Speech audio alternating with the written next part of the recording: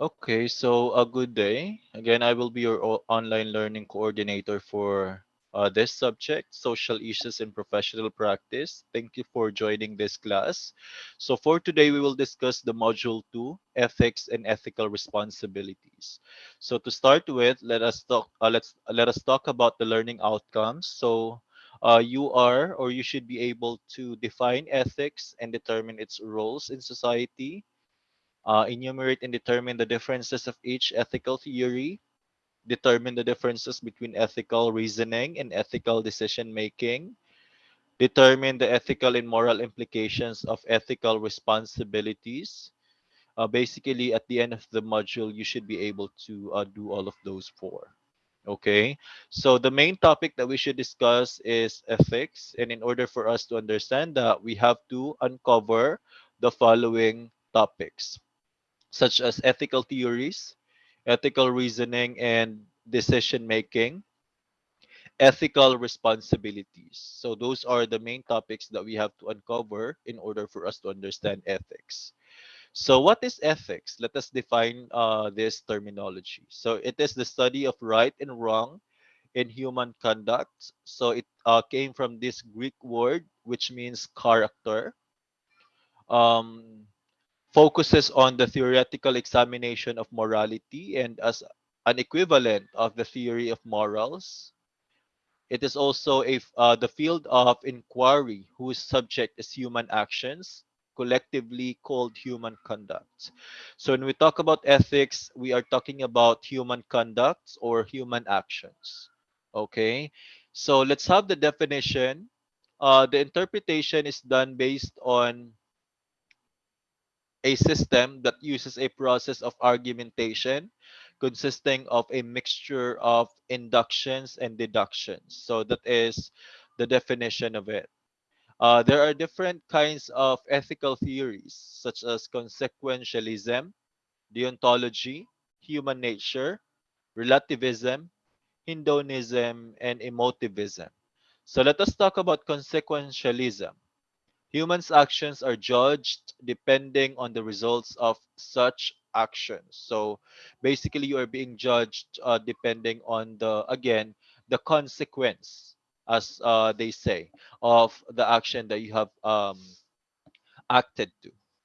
So, types of consequentialism theory, we do have the egoism and utilitarianism, and it has its own form as well, such as act and rule, utilitarianism, and we also have the altruism. Okay, we also have the deontology does not concern itself with the consequences of the action. So the basically, it is somehow contradicting consequentialism. Human nature, human beings are endowed with all faculties and capabilities to live in happiness. And in turn, those capabilities become a benchmark for action, but rather with the will of the action. So basically, that's human nature when we talk about that theory. We also have relativism. It takes right and wrong to be relative to society, culture, or the individual. So you have to relate with, of course, a certain group of people or to a society. And you should depend your action based on the what the society says or the culture says or other individuals or group of people. Hedonism, pleasure, is the only good thing in human life, as it says. The end of life as the highest good. So we do have the types of Hinduism or hedonism, rather, such as psychological hedonism and ethical hedonism. We also have the last ethical theory, which is emotivism. Ethical statements are neither true nor false and cannot be proven. That is what this theory states. All right. So let's talk about reasoning or the definition of reasoning and logic. So, reasoning is a human cognitive process.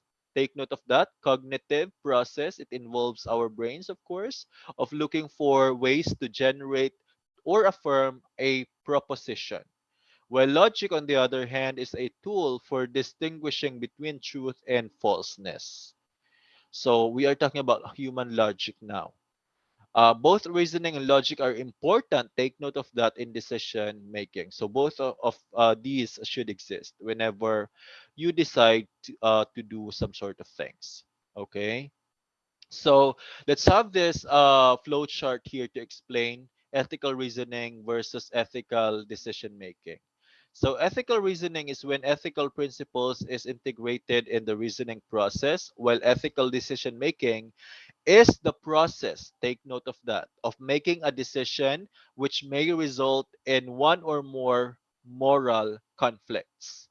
So we do have this flowchart here. Say for example, in order for you to develop problem statement, you have to gather and analyze facts, make no assumptions, and identify stakeholders affected by the decision.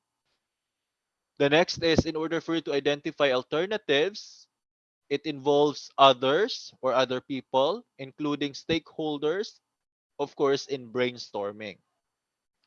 And in order for you to evaluate and choose alternative, you should be able to understand the laws, guidelines, policies, and principles, and you should apply those.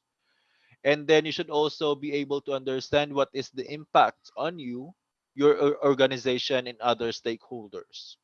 You should also be able to evaluate alternatives based on multiple criteria. And then during the implementation decision or implementing of the decision, you have to develop and execute an implementation plan. Provide leadership, of course, to overcome resistance to change. Evaluate results. You should be able to do that by means of having this. Evaluate results against selected success criteria, and then where there are any unattended consequences, you should be able to identify that.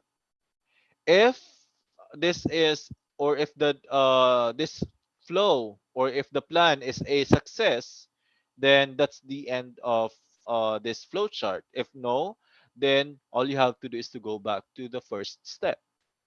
Okay, so let's talk about whistleblowing.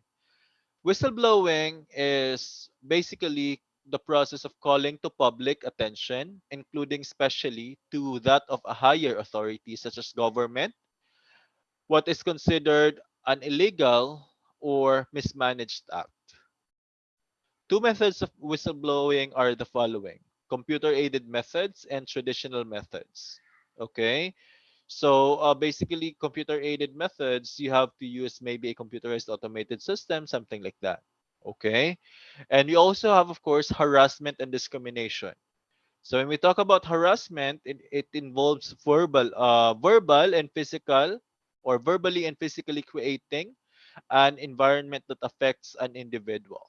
So verbally or physically harassed, or harassment. Okay, we also have decision or discrimination, decisions that negatively affect an individual. So this is very rampant nowadays, both of them, no, being experienced by some people in an organization or in a society. Okay, so this has already been explained during our first discussion. So basically, that's the end of Module 2. Thank you so much for listening. I hope that I will still be able to see each and every one of you next meeting. You keep safe always, and stay healthy, guys. Thank you.